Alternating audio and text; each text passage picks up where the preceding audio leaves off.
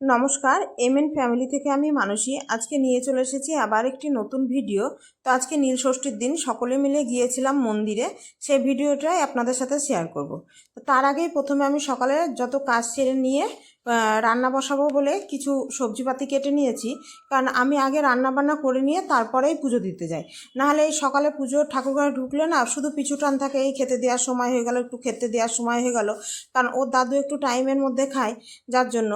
তবে মনে হচ্ছে আমি একটু সবজিটা সকালে অত তাড়াতাড়ি করতে পারবো না দাদু খাওয়ার আগে, যার জন্য এখানে বেগুন ভাজাটা একটু বেশি পরিমাণেই কেটে নিয়েছি। সকালে ভাজবো লুচি, বেগুন ভাজা দিয়ে দেবো, মিষ্টি আছে। আর সবজিটা তখন ধীরে সুস্থ হবে, কারণ এইসব সবজিগুলো না খুব একটা তাড়াতাড়ি হয় না, একটু দেরি হয় করতে। আর এই বেগুন ভাজার সময় না এই বেগুনটা যদি খোসার দিকটা আগে তেলে দেওয়া হয় তাহলে দেখেছি তেলটা কম শুষে।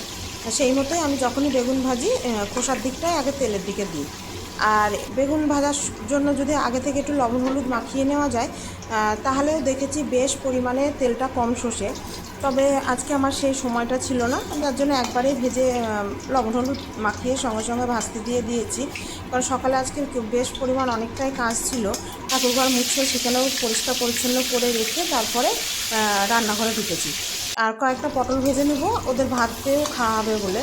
তবে তেলটা আমি একবারেই দিয়েছিলাম যে বেগুন পটল ভেজে নিয়ে সেই তেলেই সবজি করব।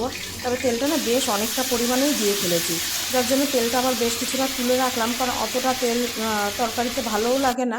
আর আমি এমনিতেই তেল কম দিই, তবে আজকে একটু তেল বেশি করেই দেবো। সেই মতোই বসিয়েছি। ভেবেছিলাম আজকে একটু মাছ তরকারি মানে ছ্যাঁচড়া টাইপের করব। তারপরে ভাবলাম থাক, ওই আর করব না। ছেলে বললে একটু মিষ্টি কুমড়া আলুর তরকারি খাবে, কিন্তু অনেক লাফা নিয়ে এসেছে, তাই ভাবলাম একটু লাফাটাও লাল করে ভেজে দিয়ে দিই, বেশ ভালো লাগবে। তবে তো একটু ছোলা ভিজা দিলে আরও ভালো লাগতো, কিন্তু ছোলা ভিজাতে কালকে রাতে ভুলে গিয়েছি, তার জন্য আর ছোলা ভিজাটা দিলাম না। লাফাটা বেশ ভালো করে লাল করে ভেজে নিয়ে তার মধ্যে আলু ডাঁটাটাও দিয়ে দিয়েছিলাম, ওটাও একটু ভাজা ভাজা হয়েছে। তারপরে মিষ্টি কুমড়ো বেগুন এটা দিয়ে দিলাম। এবার লবণ হলুদ সবই দিয়ে এটা আর কোনো মশলা দেবো না। এবার এটা কমিয়ে কমিয়ে বেশ কিছুক্ষণ ধরে ভাজবো। শেষে দেখবো যদি জল দিতে হয় খুব অল্প পরিমাণে একটু জল দেবো, আর যদি না লাগে তো দেবো না। এবার এইটাকে ঢাকা দিয়ে দিয়ে রান্না করলে না এই তরকারিটা দেখেছি খেতে দুর্দান্ত স্বাদ হয়।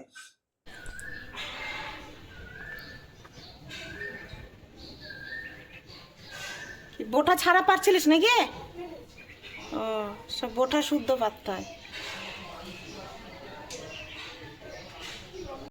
মুকুলের গন্ধটা একরকম, এই কাঁচা আমের গন্ধটা অন্যরকম, বেশ ভালো লাগে। কে কিছু উপরে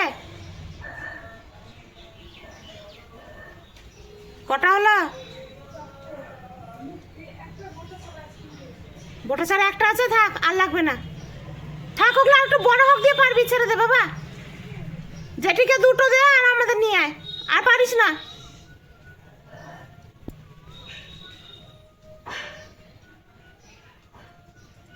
নিখুঁত তো না, কিছু ফাটামাটা আছে।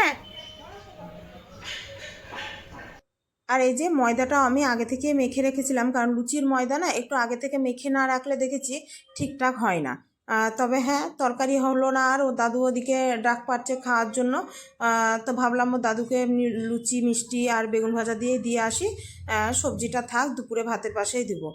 তো সেই মতো সবজিটায় মনে হলো একটু জল লাগবে, আমি খুব অল্প পরিমাণে একটু জল দিয়ে দিলাম। এবার নেড়ে চেড়ে এটাকে ঢাকা দিয়ে দেবো, এটা সেদ্ধ হোক আর আমি পাশে লুচি কটা বেলে নেবো। যে ছেলেকে বললাম একটু ভেজে নে। তবে ছেলে আজকে গিয়েছিল আম পাড়তে, ওই গাছের আম দিয়েই আজকে পুজো দেবো। আজকে আবার আমাদের পুজোতে আম দিতে হয়, মানে শিবের মাথায় আজকে আম দিতে হয়, তারপরে আম খাওয়া হয়।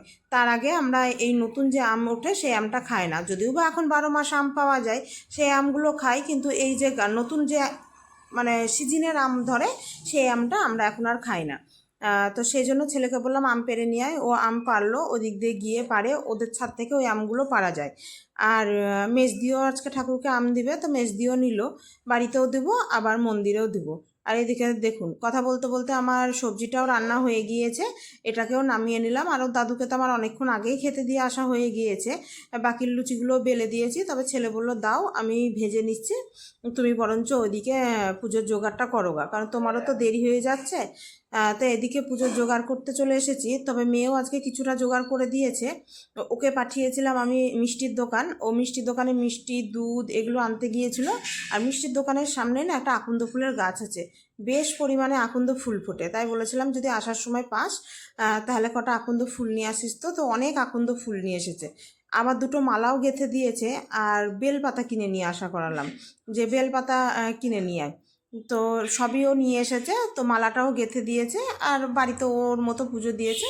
আমি এবার এদিকে মন্দিরে যাওয়ার জন্য সব গুছিয়ে নেব, নিয়ে তারপরে আলতা পরবো, শাড়ি পরবো, পুজো করব, তারপরে যাব। আর ওকে বলেছিলাম 2 জায়গায় 10টা করে মিষ্টি আনতে। ও কি শুনেছে কে জানে, সেই মতো মিষ্টি নিয়ে আসে না, 6টা নিয়ে এসছে। বেশ ভালোই হয়েছে, পুজো দিয়ে দেবো। তবে জানেন তো এখন না বেলপাতাগুলো বেশ ভালো পাওয়া যায়, কারণ এখন কচি কচি বেলপাতা ওঠে। আর শিবরাত্রির সময় বেলপাতাগুলো অতটা কচি কচি পাওয়া যায় না। তো মেজদিকে বললাম অনেক বেলপাতা আর আকন্দ ফুল নিয়ে এসেছে, তুমি যদি নাও তো বলো, আমি এখান থেকেই দিয়ে দেবো। তো বললো ভালোই হলো, বাজার থেকেও আকন্দ ফুল আর বেলপাতা বলতে ভুলে গিয়েছে, যার জন্য ও এখান থেকে নিয়ে নিবে, দিয়ে দেবো। আর এই যে দুধ এনেছে প্যাকেট দুধ, এই দুধটা কেটেই আমি নিয়ে চলে যাব। আর আজকে গাছেও দেখছিলাম দুটো সাদা জবা ফুল ধরেছে, কারণ সাদা জবা ফুলটা এখন সেভাবে ধরে না, খুব কম ধরে। এখন রাজেন্দ্র প্রসাদটাই বেশি ধরছে। তো আমি বললাম সাদা ফুল দুটো একবারে তুলে নিয়ে আজকে ঠাকুরকে দেওয়া হবে। তবে নীল অপরাজিতা দেখছি একটাও ধরেনি গাছে। তো ধরেনি তো আর কী করা যাবে। তবে আজকে সাদা অপরাজিতা একটা ধরেছিল। সাদা অপরাজিতা গাছটা তো বেশ কিছুদিন হলো মরে গিয়েছে, তবে নতুন পাশ দিয়ে গাছ বেরিয়েছে। পাশ দিয়ে না, নতুন করেই ছোট চারা গাছ বেরিয়েছে। তো সেটাতেই দেখছি একটা ফুল ফুটেছে, তাই আমি সেটাকেও তুলে নিয়ে আসা হলো। আর এবার দুধটা এখানে ঢেলে নিয়ে গুছিয়ে তারপরে নিয়ে আলতাটা পরে নেবো, না হলে এই হাতের আলতাগুলো না সব এতে ওতে সব লেগে যায়। এই যে এখানে দুধের মধ্যে আমি ঘি, মধু, লাল চন্দন সবই একসাথে নিয়ে চলে যায়, আলাদাভাবে আর নিয়ে যায় না। তবে লাল চন্দনটা দেখছি আমার শেষ হয়ে গিয়েছে। আমি যখনই বাটি একটু বেশি করে বেটে রাখি, যাতে এই বাটিটায় রেখে দিয়ে একটু জল মিশিয়েই নেওয়া হয়। তো আজকে আর একটু বেটে নিই বেশ পরিমাণে, যাতে মন্দিরেও একটু নিয়ে যাওয়া হয় আর বাড়ির জন্যও থেকে যায়। সব কিছু জোগাড় করে নিয়ে একবারে পুজো করতে বসবো, তাতে দেখেছি একটু বেশ তাড়াতাড়িও হয়। এই যে আমার এদিকে সব জোগাড়জান্তি হয়ে গিয়েছে, এবার বাড়ির পুজোটা করে নিয়ে তারপরে তখন মন্দিরে যাব। আর এদিকে প্রদীপটাও তেল দিয়ে দিই, মেয়েই সলতে করে রাখে, তো আজকে বললে ও করেনি, আমাকেই করে নিতে। আর এই প্রদীপটা না এখন দিতে বেশ ভালো লাগে, বেশ অনেকটা পরিমাণে তেল আটে। আর জলেও দেখেছি অনেকক্ষণ, প্রদীপ একটু বেশিক্ষণ জ্বললে আমার বেশ ভালো লাগে। তো সেই মতোই এখানে সব পুজো দিতে বসেছি। আর এই যে দেখছি আজ সোমবার বলে ও একটা মালা করে শিবের মাথায় দিয়েছে, যাক ভালোই হয়েছে। আর এখানে পুজো করে নিই, আজকে শিবের মাথায় আম দেবো, তারপরে তখন আম খাওয়া হবে।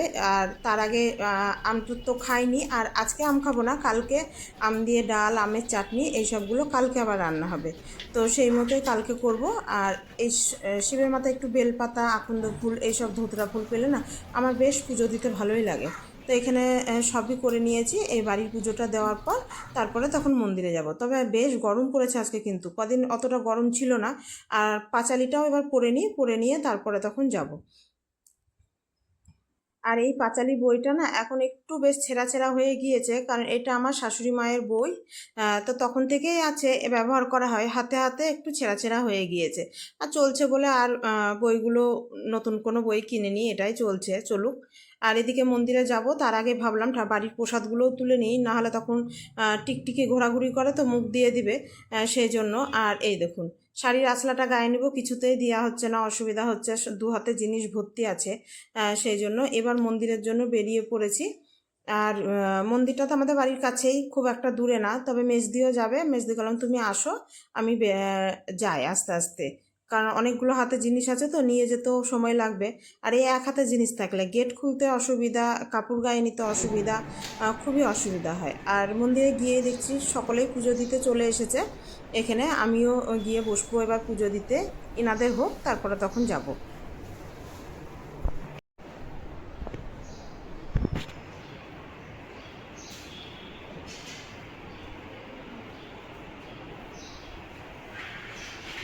এটা কি কাকু অর্ধেক ছিঁড়ে নেবো?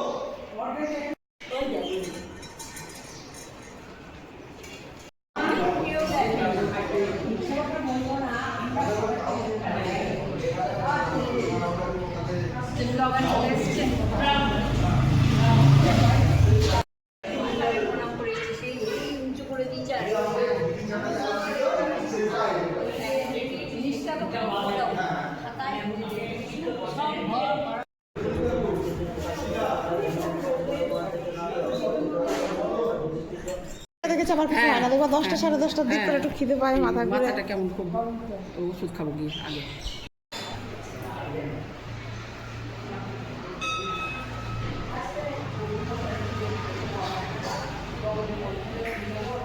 এই যে পুজো হয়ে গিয়েছে, এবার বাড়ি যাব। তবে তার আগে আমি ওদিকে শিপ্রাদিকে একটু প্রসাদ দিতে গিয়েছিলাম, কারণ শিপ্রাদিদের এবছর কোনো পুজোই হবে না, সেই জন্য তো মেজদিকে বললাম চলো তুমি শুদ্ধ একসাথে তখন বাড়ি যাব। এবারে এই বাড়ির পথ ধরেছি, তবে আমার রান্নাবান্না সবই হয়ে গিয়েছে, ভাতটা পরে বসাবো। আর মেজদা যেহেতু ডিউটি যাবে বলে মেজদি ভাতের পর্বটা আগেই করে নিয়েছে, বাকি রান্নাগুলো পরে করবে। তো এবার বাড়িতে এসে খাওয়া দাওয়া করবো। তো চলুন ভিডিওটি আজ এখানেই শেষ করলাম। ভিডিওটি কেমন লাগলো জানাবেন। ভিডিওটি যদি ভালো লেগে থাকে একটি লাইক করে দিন, আর চ্যানেলটি সাবস্ক্রাইব করে দিন। আর কমেন্টে জানাতে কিন্তু কেউ ভুলবেন না ভিডিওটি কেমন লেগেছে। আসবো আবার কোনো নতুন ভিডিও নিয়ে।